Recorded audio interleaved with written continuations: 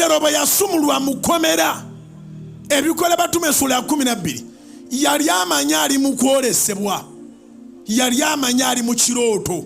Ne bayita ewasooka, ne bayita awookubiri, ne bayita ne ku lujjo lw'ekyuma oluyingira ekibuga.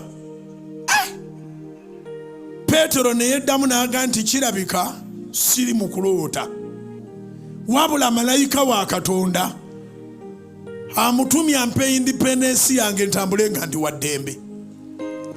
Nkusabira ng'oyimusiza emikono egyo, Katonda akuyisa awasooka, awabadde waakulema okuyita ebbanga lyonna. Katonda akuyisa awaddirira mu linnya lya Mukama waffe Yesu. Akuyise ne ku lujjo lw'ekyuma, ekyuma ekyo abantu abalala kwe baalemwa okuyita. Katonda akuyiseewo, akuyiseewo Mukama, akuyiseewo naawe nga waakayite wasooka owulire ng'aloota.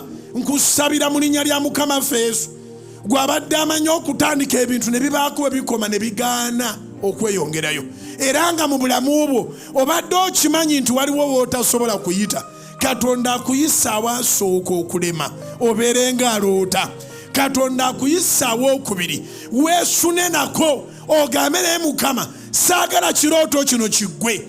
Katonda akuyisa awasembayo okitegere nti yakugassa edda mu bali obulungi, okitegere nti yakugassa edda mu balina eddembe, okitegere nti yakugassa edda mu balina independence. Nkikusabidde mu linnya lya Mukama waffe Yesu.